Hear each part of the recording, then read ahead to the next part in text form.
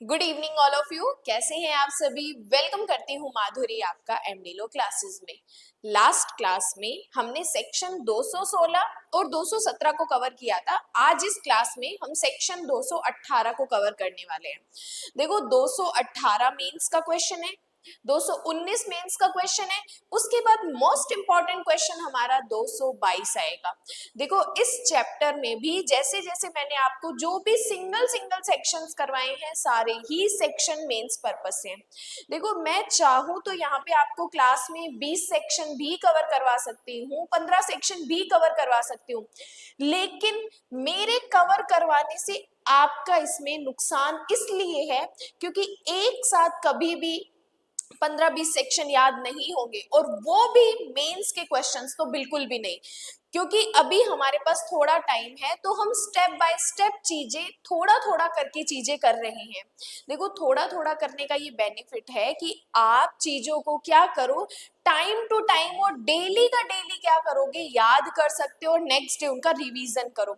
तो मेरा ये थोड़ा करवाने का एक यही पर्पस होता है कि आप साथ के साथ इनको याद करो। बहुत सारे स्टूडेंट्स मुझे मैसेजेस भी करते हैं कि मैम हम साथ के साथ नोट्स भी बना रहे हैं और हम साथ के साथ याद भी करवा रहे हैं। देन उन चीजों को देख के मुझे लग रहा है कि यस मैं जो पढ़ा रही हूँ चीजें सबको क्लियर भी हो रही है, सब नोट्स भी बना रहे हैं, इवन सब लर्न भी कर रहे हैं। तो जो स्टूडेंट अभी सिर्फ लेक्चर देख के और ना तो कुछ लिखते हैं ना लर्न करते हैं, तो वो चीज आपके साथ थोड़े टाइम ही रहेगी। तो साथ के साथ लिखो, याद करो, ताकि लॉन्ग टर्म तक चीजें आपके साथ रहे। चलिए स्टार्ट करते हैं हमारा आज का सेशन। Section number 218। देखो 218 डील करता है प्रोसिक्यूशन ऑफ जजेस एंड पब्लिक सर्वेंट। अब देखो एक बात समझो कि अब हमारे पास जो इंफॉर्मेशन आई है या हमारे पास अपराध की इंफॉर्मेशन आई है, वो अपराध किया किसने है? या तो पब्लिक सर्वेंट ने किया है, या एक जज ने किया है, या एक मैजिस्ट्रेट ने किया है। अब इनमें से अगर किसी ने भी अपराध किया और हमें इनके अगेंस्ट प्रोसिक्यूशन चलाना है सॉरी अभियोजन चलाना है, तो अब हम क्या प्रोसीजर अपनाएंगे? यहाँ पर पब्लिक सर्वेंट में मैजिस्ट्रेट, जज, आर्म फोर्स के मेंबर्स भी इंक्लूड माने जाएंगे, क्योंकि याद करो एक सेक्शन हम पढ़ते हैं लोक सेवक के बारे में। लोक सेवक में कौन कौन से व्यक्ति इंक्लूड माने जाते हैं, मैंने प्रॉपर एक चार्ट में और प्लस की पॉइंट में आपको समझाया है। तो आप मुझे कमेंट्स में फटाफट मैसेज करके बताओ कि पब्लिक सर्वेंट हम कौन से सेक्शन में पढ़ते हैं। चलिए स्टार्ट करते हैं। देखो क्या कहा, प्रोसिक्यूशन ऑफ जजेस and public servant sub section 1। अब यहाँ पर अगर हमारे पास इंफॉर्मेशन आती है कि ये जो पब्लिक सर्वेंट है या ये जो जजेस है, मैजिस्ट्रेट है, इनके अगेंस्ट कोई अपराध किया गया है, अभियोग आया है, तो हमें इनके अगेंस्ट जो कॉग्निजेंस लेना है वो हम डायरेक्ट नहीं ले सकते, क्योंकि पर्टिकुलर सेक्शन बनाया है तो इस सेक्शन ने क्लियर किया है कि हम इनके अगेंस्ट डायरेक्ट कॉग्निजेंस नहीं ले सकते। हमें कॉग्निजेंस लेने के लिए किसकी कंसेंट लेनी पड़ेगी वो हमें यहाँ पे बताया। थोड़ा सा इस सेक्शन को जब हम फर्स्ट टाइम पढ़ते हैं तो घुमा फिरा की चीजें बताई है, मैं आपको सारी चीजें स्ट्रेट फॉरवर्ड बताऊंगी, तो वीडियो में एंड तक जरूर बने रहना। क्या कहा, जब कोई व्यक्ति जो न्यायाधीश, जज है या मैजिस्ट्रेट है या पब्लिक सर्वेंट है या था, मतलब प्रेजेंट में है उसकी भी बात कर रहा है, अगर पास्ट में था उसकी भी बात कर रहा है, जिसे गवर्नमेंट द्वारा या उसकी मंजूरी के अलावा अपने कार्यालय से नहीं हटाया जा सकता, उस पर किसी ऐसे अपराध का आरोप लगाया जाता है जो उसके द्वारा कार्य करते समय या किए जाने का आरोप है, अपने आधिकारिक कर्तव्य के निर्वहन में कार्य करने के लिए कोई भी, जहां अगर लोकपाल या लोकायुक्त एक्ट अप्लीकेबल होता है तो वहां उसके अकॉर्डिंग काम करेंगे, लेकिन उसमें जो चीजें दी गई है वो यहाँ पर एप्लीकेबल नहीं होती, तो प्रीवियस सैंक्शन को छोड़कर ऐसे अपराध का कॉग्निजेंस नहीं लिया जाएगा। कि अगर हमारे पास किसी जज, किसी मैजिस्ट्रेट, किसी पब्लिक सर्वेंट के अगेंस्ट कोई अभियोग मिलता है कि इन्होंने कोई अपराध किया है अपनी ड्यूटीज में रहते हुए, अपने कर्तव्य के निर्वहन में रहते हुए, तो इनके अगेंस्ट कॉग्निजेंस लेना है, तो हम किन की प्रीवियस सैंक्शन से लेंगे? पहले हमें किन की प्रीवियस सैंक्शन लेनी पड़ेगी, उसके बाद ही कोर्ट क्या कर सकता है, इनके अगेंस्ट कॉग्निजेंस ले सकता है। अब देखो किसकी, पहला कहता है सबसेक्शन 1 में पहले ए और बी क्लोज दिया हुआ है। ए क्लोज कहता है कि in the case of a person who is employed or as the case may be was at the time of commission of the alleged offense employed in the connection with the affairs of the union of the central government। अगर वो जज, वो magistrate, वो public servant किसी union में काम कर रहा है, संघ में काम कर रहा है, तो हमें प्रीवियस सैंक्शन किसकी लेनी पड़ेगी? सेंट्रल गवर्नमेंट की लेनी पड़ेगी।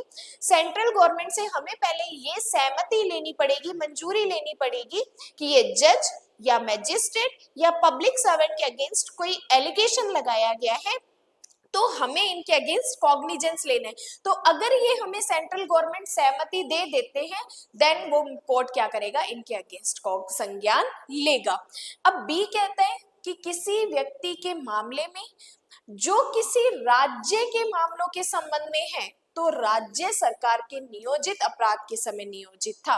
तो अगर वो पब्लिक सर्वेंट, वो जज, वो मैजिस्ट्रेट किसी स्टेट में अपनी ड्यूटी कर रहा है देन हम प्रीवियस सैंक्शन किसकी लेंगे? स्टेट गवर्नमेंट की लेंगे।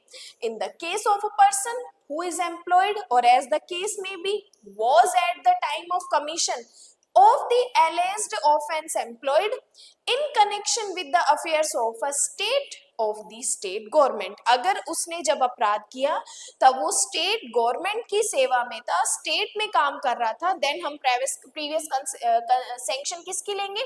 स्टेट गवर्नमेंट की लेंगे। तो सबसेक्शन 1 ने हमें कहा, दो क्लोज इसने हमें बताए ए और बी। इसने कहा कि अगर किसी पब्लिक सर्वेंट, किसी जज और किसी मैजिस्ट्रेट के अगेंस्ट कोई एलिगेशन लगाया गया है, कोई इन्होंने अपराध किया है, तो अगर ये पब्लिक सर्वेंट, जज और मैजिस्ट्रेट किसी यूनियन में काम कर रहे हैं तो प्रीवियस सैंक्शन हम सेंट्रल गवर्नमेंट की लेंगे। अगर इन तीनों में से कोई स्टेट में अपनी ड्यूटी कर रहे हैं तो हम स्टेट गवर्नमेंट की प्रीवियस सैंक्शन से क्या करेंगे? प्रोसिक्यूशन करेंगे। सहमति इनकी लेनी पड़ेगी जब ये यूनियन में है या स्टेट में है। तो ये हमें कहता है सबसेक्शन नंबर 1। अब यहाँ पर हमें 3 प्रोविजो दे रखे हैं, तीनों ही provision knowledge point of view से प्लस एग्जाम और इंटरव्यू पॉइंट ऑफ व्यू से इंपॉर्टेंट है, सुनना।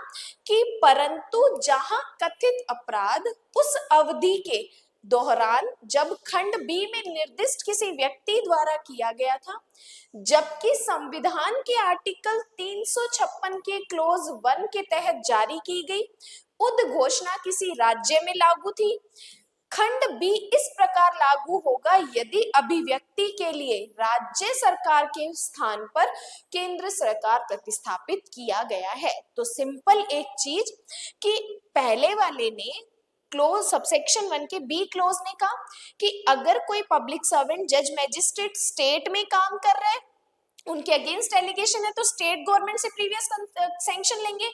लेकिन अगर उस स्टेट में किसी तरीके के इमरजेंसी प्रोविजंस एप्लीकेबल हुए हैं, जहां पर कोई आपात उपबंध लागू हुए हैं। अब देखो, जब भी आपात की स्थिति आती है, इमरजेंसी की स्थिति आती है, युद्ध की स्थिति आती है, देन जो स्टेट गवर्नमेंट की सारी पावर होती है वो किसके पास चली जाती है? सेंट्रल गवर्नमेंट के पास चली जाती है। तो पहला प्रोविजो कहता है कि अगर उस स्टेट में कोई इमरजेंसी प्रोविजन एप्लीकेबल हुए हैं, इमरजेंसी लगी हुई है, देन हमें प्रीवियस सैंक्शन स्टेट गवर्नमेंट की ना लेके हम किसकी लेंगे? सेंट्रल गवर्नमेंट की लेंगे, क्योंकि उस टाइम पे अगर इमरजेंसी वहां पर लगी हुई है।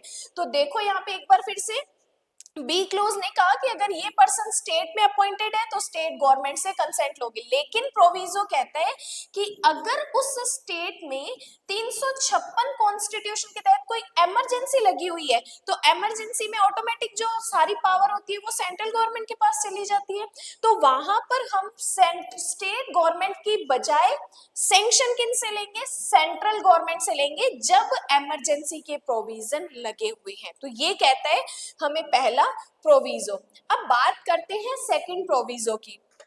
सेकंड प्रोविजो हमें कहता है कि ऐसी सरकार मंजूरी के लिए अनुरोध की प्राप्ति की तारीख से 120 दिनों की अवधि के भीतर जजमेंट लेगी। अब सुनो, यहां से एक प्री का क्वेश्चन आएगा कि जब हमने गवर्नमेंट से कंसेंट लेनी चाहिए, सैंक्शन लेनी चाहिए, तो गवर्नमेंट 120 दिन के अंदर अपना रिजल्ट देगा, अपनी सैंक्शन या तो पॉजिटिव देगा या तो नेगेटिव देगा कि यस केस करना है, प्रोसिक्यूशन चलाना है या नहीं चलाना।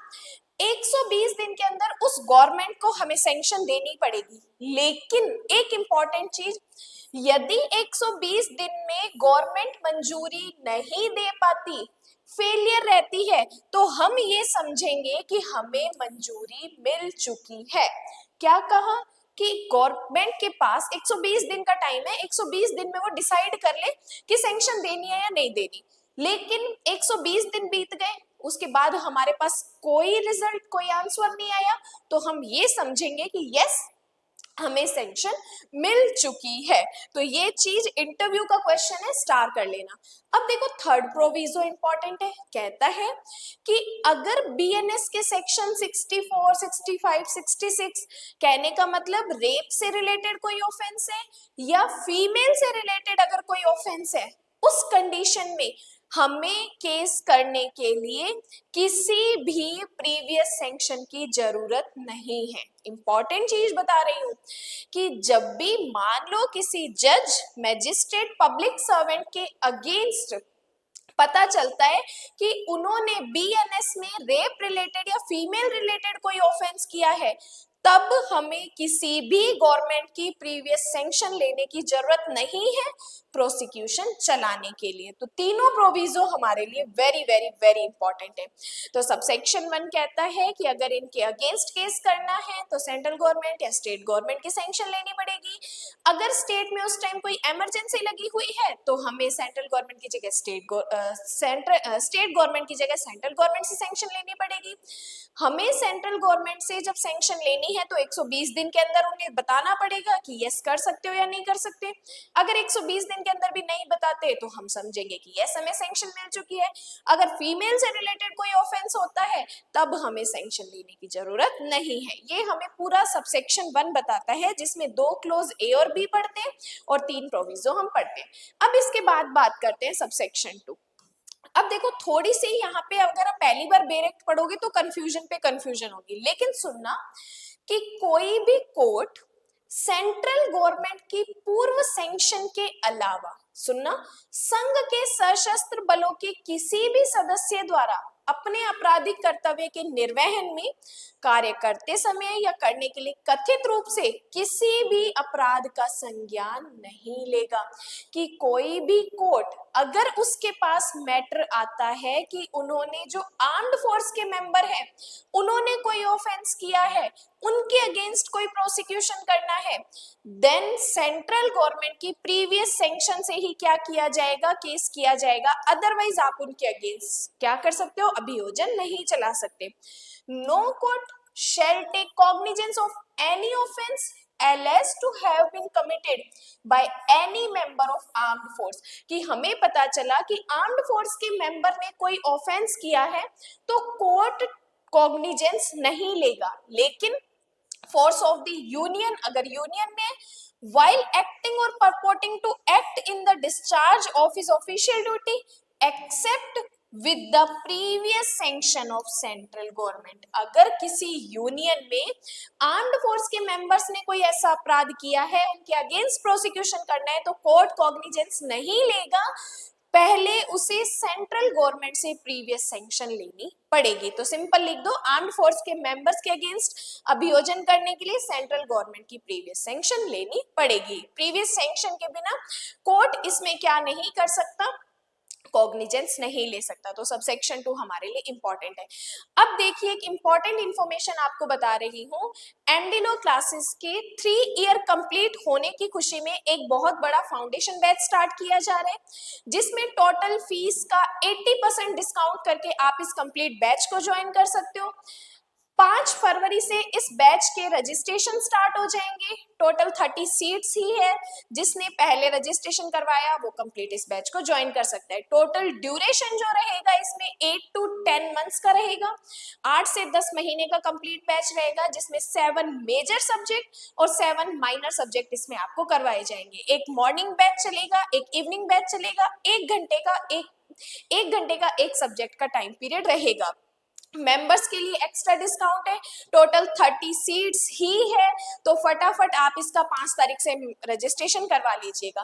टोटल 5 मेजर सब्जेक्ट हम ये करेंगे, BNS, BNSS, BSA, CPC, constitution, contract and TP. Minor act में NI, limitation, probation, POCSO, DV, JJ and SRA करेंगे। ये कंप्लीट 14 सब्जेक्ट आपको इस फाउंडेशन बैच में मिलने वाले हैं। टेस्ट सीरीज इसमें मिलेगी, हैंडमेड नोट्स आपको मिलेंगे और एडवांस नोट्स की पीडीएफ भी इसमें आपको मिल जाएगी। टोटल 50,000 का ये बैच 80% डिस्काउंट करके आपको 9,999 में ये बैच मिलने वाला है। बहुत बड़ा ऑफर है एमडी लॉ क्लासेस की तरफ से, ये आपको दिया जा रहा है। टोटल फीस 50,000 है, जिसका आपको डिस्काउंट करके ये फीस आपको पे करके और इस कंप्लीट बैच की लाइव क्लासेस आप ज्वाइन कर सकते हैं। मेंबर्स के लिए एक्स्ट्रा डिस्काउंट है। जो भी एमडी लॉ क्लासेस की मेंबरशिप ज्वाइन करता है उसके लिए कंप्लीट बैच 8,000 का रहेगा। तो फटाफट मेंबरशिप ज्वाइन करके अपनी सीट 5 तारीख, ध्यान रखिएगा 5 तारीख से रजिस्ट्रेशन स्टार्ट हो जाएंगे। इसके बाद अगर 5 तारीख को ही सीट्स फुल हो जाती है तो आपका एडमिशन नहीं लिया जाएगा। तो अपडेट रहना है बिल्कुल एमडी लॉ क्लासेस के इस कंप्लीट जुडिशरी का फाउंडेशन बैच ले सकते हो। एक इंपॉर्टेंट चीज हो रही है, ये जो सब्जेक्ट आपको पढ़ाए जा रहे हैं हर एक स्टेट में कॉमन सब्जेक्ट्स आते हैं। इसमें से हर एक स्टेट में 12 या 11 सब्जेक्ट तो 110% आते ही आते हैं। तो कम से कम एक जुडिशरी फाउंडेशन बैच से आप ऑलमोस्ट स्टेट की जुडिशरी को प्रिपेयर कर सकते हैं। तो देर मत कीजिएगा, स्क्रीन पे जो आपको नंबर दिख रहा था उस पे आप कांटेक्ट कर सकते हैं अगर आपकी कोई एक्स्ट्रा क्वेरी है। तो स्क्रीन पे नंबर है, इसका स्क्रीनशॉट ले लीजिए। चलिए इसके बाद हम स्टार्ट करते हैं हमारा सबसेक्शन 3। देखो सबसेक्शन 2 ने कहा अगर आर्म्ड फोर्स के मेंबर है तो सेंट्रल गवर्नमेंट की प्रीवियस सैंक्शन आपको लेनी पड़ेगी। लेकिन सबसेक्शन 3 कहता है कि स्टेट गवर्नमेंट, राज्य सरकार अधिसूचना द्वारा डायरेक्शन दे सकती है कि सबसेक्शन 2 में अगर सार्वजनिक व्यवस्था के रख रखाव के लिए ऐसे बलों की श्रेणी को जिसमें से उसमें निर्दिष्ट किया जा सकता है जहां भी वे सेवारत है और उसके बाद उस धारा के प्रावधान में सेंट्रल गवर्नमेंट के स्थान पर क्या रखा जाएगा, स्टेट गवर्नमेंट शब्द माना जाएगा। कि अगर इन्होंने कहा कि आर्म्ड फोर्स के मेंबर यूनियन में है तो क्या किया जाएगा, सेंट्रल गवर्नमेंट की प्रीवियस सैंक्शन लेनी पड़ेगी। अगर ये आर्म्ड फोर्स के मेंबर किसी स्टेट में रख रखाव के लिए, पब्लिक पीस के लिए अपॉइंट किए गए हैं, वहां पर अगर ये आर्म्ड फोर्स के मेंबर क्या करते हैं, किसी तरीके का अपराध करते हैं, देन उनके अगेंस्ट प्रोसिक्यूशन करने के लिए हमें किसकी प्रीवियस सैंक्शन लेनी पड़ेगी, स्टेट गवर्नमेंट की प्रीवियस सैंक्शन लेनी पड़ेगी। कि द स्टेट गवर्नमेंट में by notification direct that the provision of subsection 2 shall apply to such class or category of the members of the force with the maintenance of public order as may be specified therein wherever they may be serving, and thereupon the provisions of that subsection will apply as if for the expression central government की जगह पर क्या समझा जाएगा, state government समझा जाएगा। कि अगर वो आर्म्ड फोर्स के यूनियन में है तो सेंट्रल गवर्नमेंट से प्रीवियस सैंक्शन लेनी पड़ेगी। अगर वो आर्म्ड फोर्स के मेंबर स्टेट में है तो स्टेट गवर्नमेंट से प्रीवियस सैंक्शन लेनी पड़ेगी। अब इसके बाद बात करते हैं सबसेक्शन 4। ये सबसेक्शन 4 आप ध्यान से सुनना कि देखो स्टार्टिंग से एक बार डिस्कस कर रही हूं कि अगर आर्म्ड फोर्स के मेंबर यूनियन में काम कर रहे हैं, किसी संघ में काम कर रहे हैं, उनके अगेंस्ट कोई प्रोसिक्यूशन वाद होता है तो किसकी सैंक्शन ली हमने, सेंट्रल गवर्नमेंट की ली। अगर ये आर्म्ड फोर्स किसी स्टेट में काम कर रहे हैं, इन्होंने कोई अपराध किया तो किसकी सैंक्शन ली, स्टेट गवर्नमेंट की ली। लेकिन अगर जब इन आर्म्ड फोर्स के मेंबर को हमने स्टेट में लेके आए लेकिन उस स्टेट में इमरजेंसी प्रोविजन लगे हुए हैं, आपात लगी हुई है, आपात की स्थिति है, उस कंडीशन में भले ही वो आर्म्ड फोर्स के मेंबर एक स्टेट में हो, अगर वो अपराध करेंगे तो हम सैंक्शन किससे लेंगे, सेंट्रल गवर्नमेंट से लेंगे। यस, एकदम करेक्ट। क्यों? क्योंकि जब भी इमरजेंसी लगती है तब ये सारे पावर जो स्टेट की होती है वो सेंट्रल के पास चली जाती है।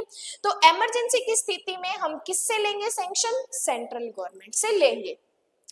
कि सबसेक्शन 3 में किसी बात के बावजूद कोई भी न्यायालय किसी राज्य में सार्वजनिक व्यवस्था बनाए रखने वाले बलों के सदस्यों द्वारा कार्य करते समय या करने के लिए कथित रूप से किए गए किसी अपराध का कॉग्निजेंस नहीं लेंगे। क्यों? क्योंकि उस अवधि के दौरान अपने आधिकारिक कर्तव्य के निर्वहन में जब सेंट्रल गवर्नमेंट की पहली मंजूरी को छोड़कर 356 के खंड 1 के तहत अगर कोई उद्घोषणा वहां लागू की गई है तो हम सैंक्शन किससे लेंगे? स्टेट गवर्नमेंट को छोड़ के सेंट्रल गवर्नमेंट से सैंक्शन लेंगे। तो देखो एक बार फिर से, क्योंकि देखो बेयर एक्ट देखते हैं तो चीजें बहुत कंफ्यूजिंग लगती है, सुनते जाना कि अगर आर्म्ड फोर्स के मेंबर की बात है, इन्होंने कोई ऑफेंस किया और ये कहां पर है? यूनियन में है, तो हम कंसेंट किससे लेंगे? सेंट्रल गवर्नमेंट से लेंगे। अगर ये पर्सन कहां पर है? स्टेट में है, तो हम कंसेंट किससे लेंगे? स्टेट गवर्नमेंट से लेंगे इनके अगेंस्ट प्रोसिक्यूशन करने के लिए। लेकिन ये आर्म्ड फोर्स के मेंबर भले ही स्टेट में है और वहां पर 356 के कोई प्रोविजन एप्लीकेबल है, देन उस कंडीशन में हम सैंक्शन किससे लेंगे? सेंट्रल गवर्नमेंट से लेंगे। तो ये टोटल 2, 3, 4 तीनों सबसेक्शन का प्रॉपर मैंने आपके जिस्ट निकाल के आपके आगे रख दी। जो मैंने अभी चीज बताई है वीडियो को एक बार पॉज करके साथ के साथ नोट्स में लिखते जाइए। अब इसके बाद बात करते हैं सबसेक्शन 5। सबसेक्शन 5 कहते हैं सेंट्रल गवर्नमेंट या स्टेट गवर्नमेंट उस व्यक्ति का निर्धारण कर सकती है जिसके द्वारा जिस तरीके से और उस अपराध या अपराध के लिए ऐसे जज, मैजिस्ट्रेट या पब्लिक सर्वेंट के अगेंस्ट हमें कार्यवाही करना है तो निर्दिष्ट कर सकती है कि वह न्यायालय जिसके समक्ष कार्यवाही चलानी है, कि ये डिसाइड सेंट्रल गवर्नमेंट, यूनियन का मैटर है तो सेंट्रल गवर्नमेंट, स्टेट का मैटर है तो स्टेट गवर्नमेंट डिसाइड कर सकती है कि जो ऑफेंस पब्लिक सर्वेंट, जज और मैजिस्ट्रेट के अगेंस्ट किया गया है, उन्होंने किया है, तो इनका केस किस कोर्ट में चलेगा ये कौन डिसाइड करेगी? सेंट्रल गवर्नमेंट या स्टेट गवर्नमेंट। कि the central government of the state government में डिटरमाइन, अवधारित करेंगी the person by whom the manner in which and the offense or offenses for which the prosecution of such judge, magistrate or public servant is to be conducted and may specify the court before which the trial is to be held। तो किसके सामने इनकी trial चलेगी वो कौन decide करेगा? केंद्र सरकार या राज्य सरकार डिसाइड करेगी। तो ये हमारा पूरा एक सेक्शन 218 है जो कि प्री, मेंस और इंटरव्यू तीनों पॉइंट ऑफ व्यू के लिए वेरी इंपॉर्टेंट है।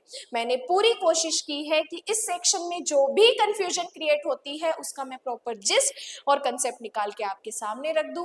ऑनेस्टी से आप क्लियर कीजिएगा कि ये क्लास आपको कैसी लगी है, इसके लिए मुझे कमेंट्स और क्लास को लाइक करना ना भूलें। सेक्शन को स्टार कर लेना प्री, मेंस और इंटरव्यू पर्पस के लिए। बाकी जो इन्फॉर्मेशन अभी आपको सेलिब्रेशन बैच के लिए ली है, इसमें अगर कोई क्वेरी है तो आप मुझे व्हाट्सएप पे कांटेक्ट कर सकते हैं। बाकी आज के लिए धन्यवाद।